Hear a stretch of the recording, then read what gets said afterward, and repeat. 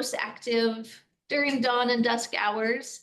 This does shift late summer timeframe and fall when they enter a period called hyperphagia, when they are eating around the clock and just spending all their time eating food. And bears can be long-lived animals. They can live up to 30 years in the wild, sometimes even a little bit older. So there are 2 species of bears in Idaho. Who knows what they are? Black bear. Oh, that is grizzly. Grizzly bears, nice work, guys. All right, so grizzly bears are a threatened species in the lower 48. They have relatively small populations, kind of pockets of populations in the lower 48 states. And then black bears, they are quite abundant in their distribution in North America, and they're often game species where they're found. So people will pursue them to harvest. And in Idaho, we have grizzly bears are found in two areas, established populations. Those are depicted in the darker orange color there in the map, where the dark orange also shows where there's grizzly bears and black bears where they overlap. But we have grizzly bears north of Sandpoint, north of Lake Pend Oreille River, up into Canada, and then grizzly bears in eastern Idaho in and around Island Park and Yellowstone National Park area. This map shows the kind of purplish blue color where you might find grizzly bears. Sometimes we've observed them in and around those areas. And then that lighter orangish yellow is essentially the range of black bears in the states, where they follow kind of the forested areas of the state and not really found in the more southern portions that are more arid and agricultural. So it's important to be able to tell the difference between a grizzly bear and a black bear, particularly for hunters where there's, you can only hunt one of the species, not the other.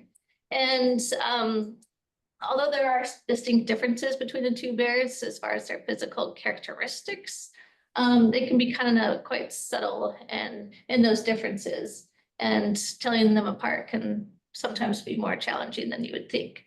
For black bears, they have tall ears. They have their facial profile, so from the side of their face, from their eyes down to their nose is a bit more of a straight line.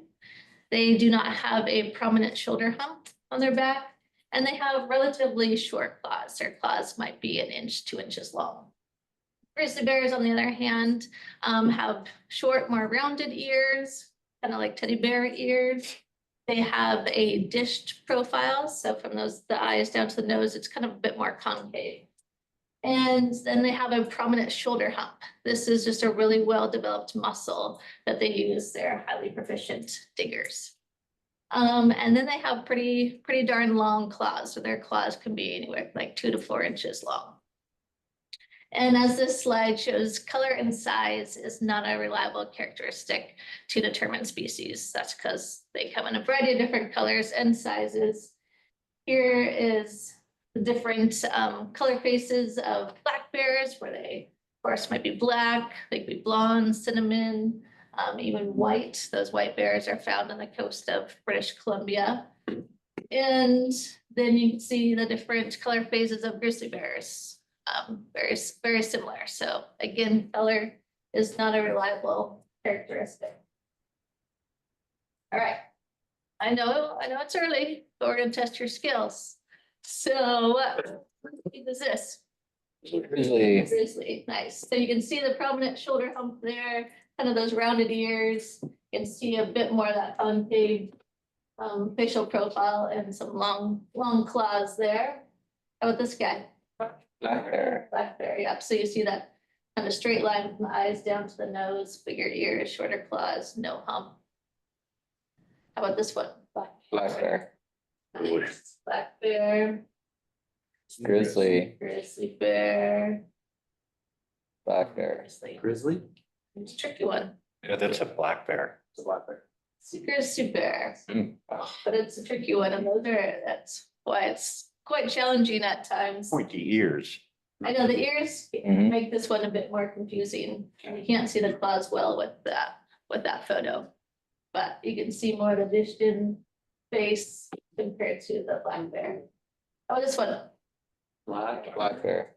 there, yeah. Nice job. You guys passed the test. So moving on to habitat. So black bears and grizzly bears are very similar in many ways, but they're also quite different. And the areas that they use is an example of that, where black bears like large forested areas with thick understory, the understory that provide some very producing shrubs. And like those densely forested areas that provide security cover. So when black bears feel threatened, they will escape by climbing trees. They're very, very proficient tree climbers. And so being in those areas with densely forested where they can easily quickly escape threats is important for black bears. Compared to grizzly bears, where they're more likely to stand their ground if there's a threat. And they can climb trees, but they're not great at it.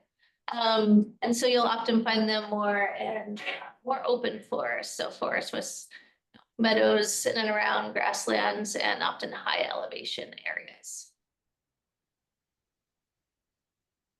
So both grizzly bears and black bears are relatively solitary animals, except for females with cubs or during mating season. They use marking as their primary form of communication, and that's marking through like biting at trees, branches, clawing, scratching at trees. You can see a picture of that there, as well as rubbing on trees. And you can see the grizzly bear in the bottom rubbing on a tree, and that's a pretty common form of their communication, where they'll often seek out the same trees that they rub on and leave some scent behind. And this is a photo of a grizzly bear rubbing on a tree, scratching an itch, but also leaving some scent behind. And then this shows numerous different bears coming by and smelling that same tree, seeing who's in the area, what's going on, and they're also likely rubbing on that tree themselves to let others know that they're in the area. Is that like a boundary of turf or? It can be, yeah, particularly between sex, like males are a bit more territorial with other males. Females overlap with their offspring often, but there is some territoriality going on there. Thank you. So for both grizzly bears and black bears, they are omnivores. They can consume up to 30,000 calories in a day, sometimes even more in that late summer, fall period when they're eating anything and everything they find. Their diet varies by season, where in the springtime, they often will key in on deer fawns, elk and moose calves, looking for grasses, forbs. Berries are one of the most important food sources for bears in our area, and they also love insects, rolling over logs and rocks, finding insects, and also they scavenge dead animals that they find as well. Both of their diet is vegetation, more so for black bears, where they might have about 98% of their diet vegetation, and grizzly bears eat a little bit more meat, maybe 80–90% of their diet is vegetation. So are they just constantly eating as soon as they wake up, just shove it in their mouth? Essentially. 30,000? I know. And that is, It's a lot of berries. it's pretty impressive. I mean, especially when you consider the size of berries and how much they would have to consume to get that many calories. Could knock it out with a couple like boxes of Twinkies, but berries? Yeah. That's often where we find bears that get in trouble, like in and around residential areas, because they're finding these alternative food sources that are much more, have a higher caloric value, and so they can fatten up a lot easier with them. Here's a garbage can with half a lasagna in it. Yeah, so you have to blame them for finding those easy food sources, because they're They just need to fatten up for the winter. Yeah, and they both will, once they emerge from their dens in the spring, they essentially are still losing weight until the July time period when berries start to ripen. And huckleberries in our area are the most important berry species for bears. But they also like serviceberry, buffalo berry, mountain ash as well. So for bears for reproduction, it's body condition dependent for the females, where they have what's called delayed implantation, where in June, July is their mating period. And when an egg is fertilized, that egg does not implant in the uterine wall at that time. It just essentially kind of floats around in the female's uterus. And then come the fall period, when she should be in her best body condition of the year, the body kind of does this check to see if she's in good enough body condition to withstand denning as well as be pregnant and produce cubs. And there's a few different other mammals that have this delayed implantation, and it's a good way to make sure that when the female is pregnant and the embryo is developing, that she's in the best body condition to put towards the growth of those cubs. And so, yeah, so if she's in good enough body condition, that embryo will implant and it will continue to develop. Otherwise, it just kind of is reabsorbed by the body. She'll try again the next year. Females reach sexual maturity around 5 years of age, and they produce 1 to 3 offspring. So for black bears, they have cubs every other year. The cubs stay with mom for a year, year and a half, and then grizzly bears, those cubs will stay with mom for 2.5 years. So they have cubs every 2 to 3 years. And cubs are born in the den in the January, February timeframe, and they weigh less than a pound. And when you consider their size at birth compared to their size as an adult, they're proportionately the tiniest animals at birth. Pretty impressive. They're born very little fur, eyes closed, and they have a lot more developing to do in a den as they are born.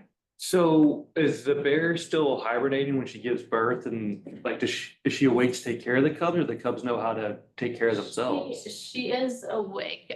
She's lethargic, but she is Okay. awake. Yeah. Typical mom. Very true. Yeah, so I have we'll get to the denning portion, but yeah, did some den work, and the bears, I'll get to it in a minute.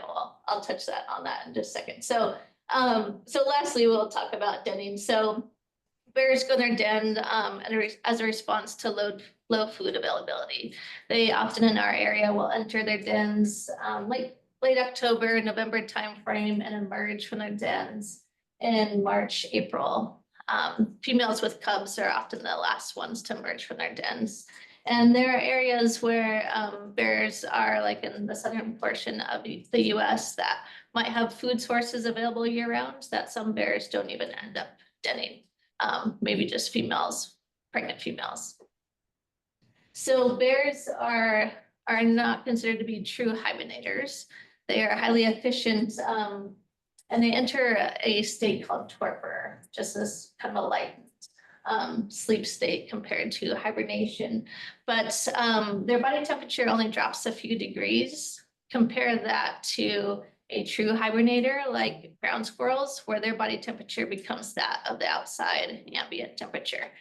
And bears, their respiration heart rate is reduced during denning, but not a great deal. And so that, along with their higher body temperature, allows them to be able to be awakened more quickly and become, if there's a threat or something, they could become more active quite quickly compared to a true hibernator, where it might take them a couple hours for their body temperature to rise to a level where they can become active.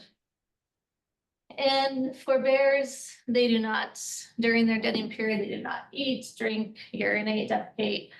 The waste that the body produces is just metabolized. It's reworked through the body. It's a pretty impressive time. And they can lose up to 50% of their body weight during this denning period. And so here's just some photos of some of the den work that did during my master's years ago now, but we were collaring bears to learn about the areas that they selected, habitat use. And we put on GPS collars on them. And the only way at the time for us to get the data back up from these collars was to actually get the collar in hand. And so we went and dug out bears in their dens when we knew where they would be and where they would be a little bit less active than other times of the year. And just so happened, well, so back up a little bit, but you can see some of these photos of where bears would den. They often would den under root wads of trees, maybe a hollowed out log at the base of trees where the roots are a little like kind of carved out, where there's area underneath the roots, and even sometimes like under rock ledges or crevices. And when we did this work, it happened to be, folks remember during 2008, 2009, when we got a crazy amount of snow. And you can see that bottom left corner photo. That's one of our fisheries biologists who's over 6 feet tall. He's standing at the base at the dirt of the den entrance, and you can see the amount of snow on top of him. We'd dig out 10, 12 feet of snow. Sometimes it would take a couple hours by the time we found like the den entrance and how to get to the bear. And by that time they were quite awake. Not terribly excited to see us. But what's kind of cool to see is that top middle photo. That's a before picture of that bottom den. And I always think about it now when I'm out in the woods in the winter time, where I'm like, I wonder how many bear dens I'm walking over that you just have no idea. Yeah, no idea at all. But what's interesting, and going back to your question about the females with cubs, is like when we got to those dens, she was much more awake and alert compared to the other bears. So she's still lethargic. She's still kind of in that lightened torpor state, but certainly more alert and responding to the cubs. Could you repeat the word you're saying? It sounds like torpor. Torpor, Torpor. Okay, thank you. So how would you approach that? How would you get that close to the bear? Would you dart it, or are they just in such a state of torpor that you can grab their collar? Yeah, not quite like that. I was gonna say. We would have jab sticks, and so it's this long, like maybe 6 foot long stick that on the end has a syringe that we put drug in. And so we would get as close as we could. You could see on that bottom little. Yeah, that's it. This is the jab stick. Yes, yeah. But like I said, oftentimes by the time we got and figured out like their den entrance and how to get to them, they were quite awake. And so we would come in and they would want to be coming out. And it created a pretty exciting time. You gotta hit them in the right spot.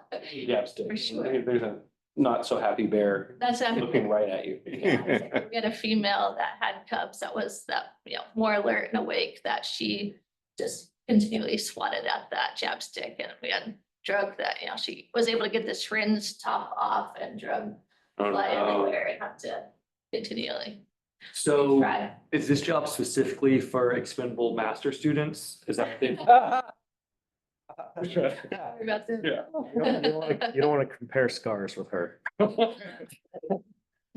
So will those bears, like the picture on the right hand side where you can see the bear snout, if there's no snow, are they just somewhat exposed? They are. Usually they tuck themselves into areas where they're not too exposed, but they can be, depending upon the conditions. If they're buried in the snow, is it just like pitch black in there? Can they see in there? No, okay, very good, yeah. Yeah, but like I said, I mean, they're not moving around generally too much, or, so just sleeping essentially away. So sometimes you hear about bears finding their way under like a cabin or something in the crawl space of a cabin, denning, and is that common? Does that happen very often, or is that kind of a no? Yeah, it's around here, we don't hear about it too often. I mean, it certainly can happen. And I think places like, Lake Tahoe and where there's a lot more bears and people might, and even up in Priest Lake, I mean, maybe it happens and people just don't, No, yeah. they're not there. And yeah, but.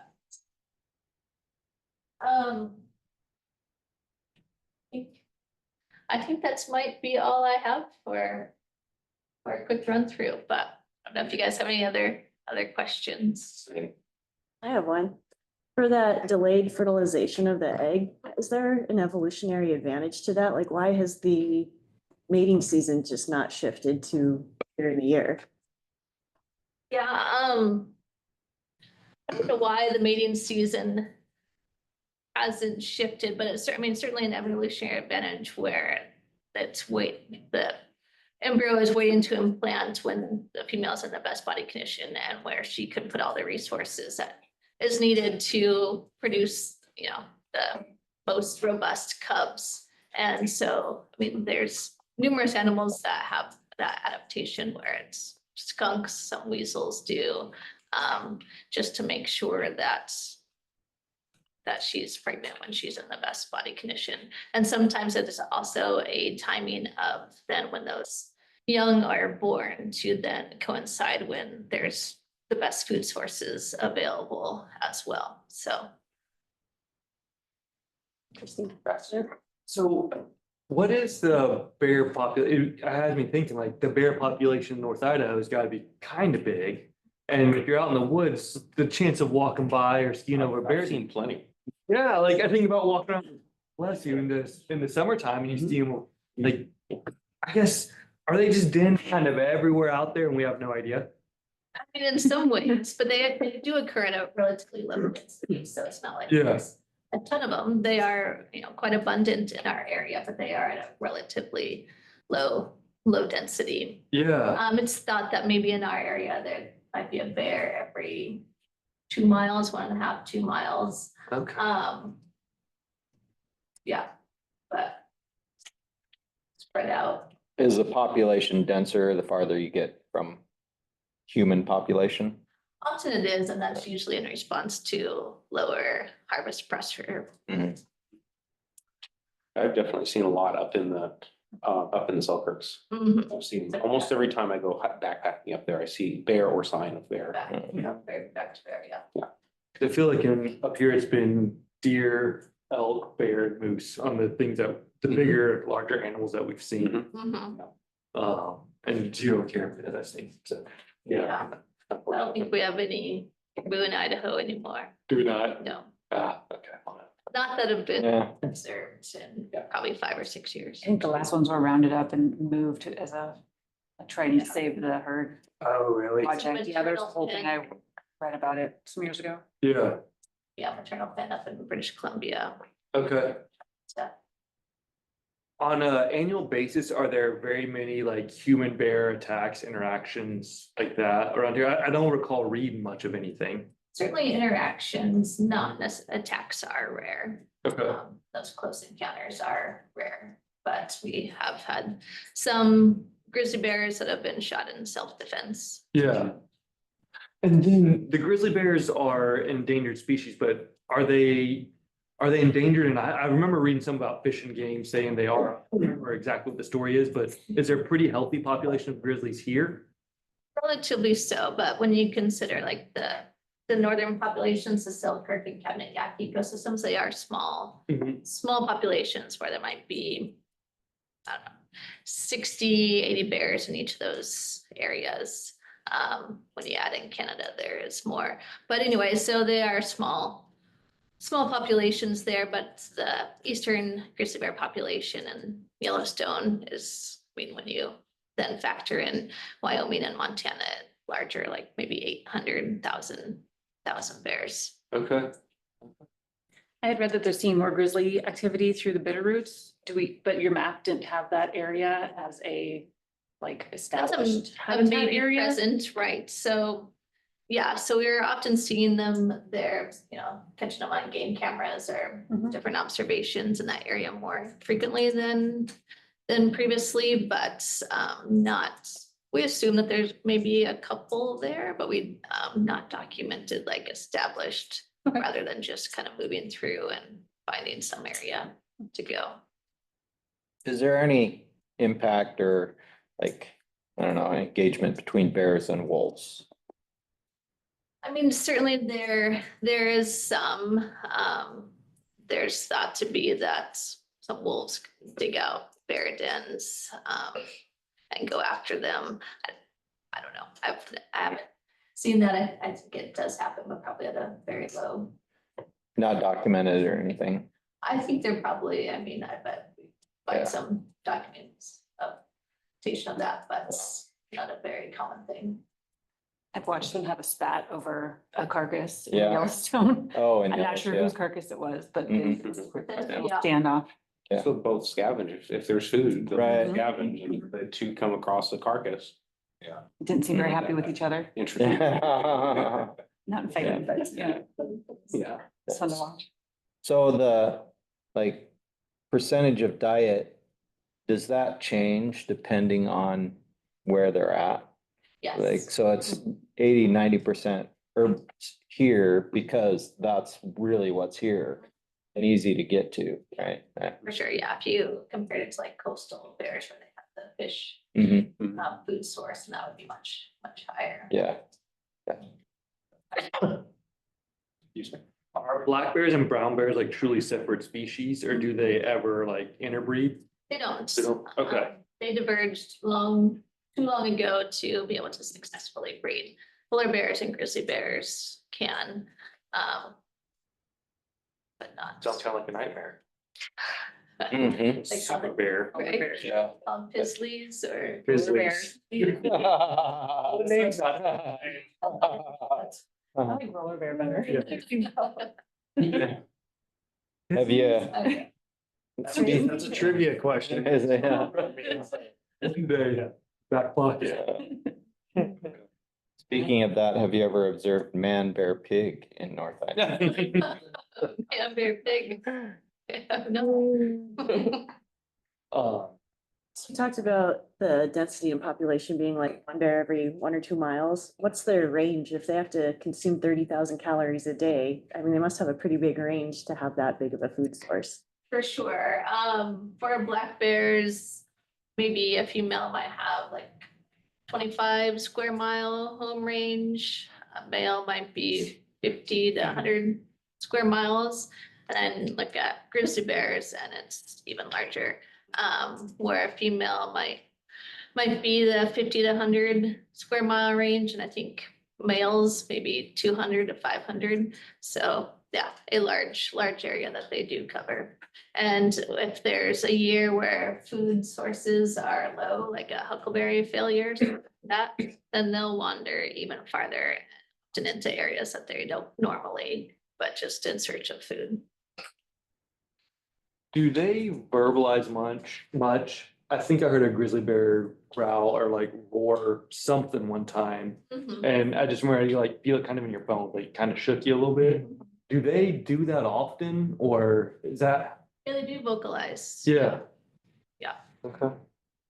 They make a wolfing sound, which is a warning, Mm-hmm. and then if you hear them pop in their jaws, which it doesn't sound like popping, I know. but if hard you to hear it explain. once, you'll never forget it. Really? And that's kind of saying, I'm gonna attack you. Yeah. You hear that sound, it's too late. Yeah. Yeah. It's like when a moose lays its ears back, it's like, Yeah. it's time to move. Uh-huh. So you're not gonna outrun a grizzly. Yeah. Well, that's black bears.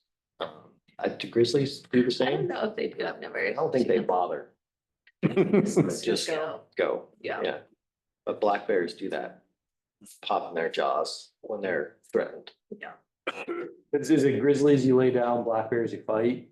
No, not necessarily. That used to be kind of the recommendation, but it's more so like what their behavior is. So if it's a surprise encounter, what's called a defensive attack where they might view you as a threat. Once an encounter or contact is made, then the recommendation is to lay down and to not move. So laying on your stomach to protect your organs. If you were hiking and had a backpack, keep that on. Keep your elbows out and kind of clasp your hands over your neck to kind of protect the back of your head, and just trying to keep kind of stable on the ground. But if that is a surprise encounter, to not continue to move or make noises for the bear to continue to think that you're a threat. But if it was a predatory encounter where they were following you and thinking that you were food, then the recommendation is to fight back and to yell loudly, throw things, and fight back if they do make contact. Okay. But bear spray is one of the best tools to have in your pocket, not actually in your pocket, to have readily available and know how to use it. So in any of those situations, it's very effective to get bears to move and deter that behavior, because it gets into their eyes, nose, mouth, and it prevents their ability to see, smell, those important senses that they have, and that'll often get them to. We do have a bear spray recycle bin at our office in Coeur d'Alene. Bear spray does expire. It's an important thing to note. Whenever I have bear spray, I'll often take a Sharpie and write the expiration date on the bottom of the can, because it can often get rubbed off, and you look at it and I got no idea when this expires, and you don't want to go to the woods with expired bear spray because it won't project as far possibly. And so anyway, so we have a bin outside of our office to recycle bear spray. Do you any trainings, practice? I'd really like to get some practice with a bear. Yeah, so we often have our grizzly bear program up north in the Sandpoint, Bonner Ferry area, that we actually have a remote controlled grizzly bear that can go about like 30 miles an hour. That is a really great tool to practice. Spraying bear spray. Barb in a suit. Is it? Not being fun. We have I've seen this. I've seen this guys. cans of bear spray that are great for practice. And anyway, we have trainings starting in May through the summer, fall time period, kind of throughout. I will be looking, I mean, I think that's good, just a good thing to practice, because you need to be pretty quick with it, and you need to be pretty confident. Absolutely. And they have the practice canisters too, Yeah, that's a nerd cans. Yeah. We've used our expired just to practice, to practice. go out in the woods and be Make like, sure all right, wind's going feel the way like. you think it's going, yeah, Yeah. but yes, and I'm just, Yeah, we have had the last 2 years, we've held a North Idaho Bear Fair up in Bonners Ferry area that kind of covers a wide variety of things for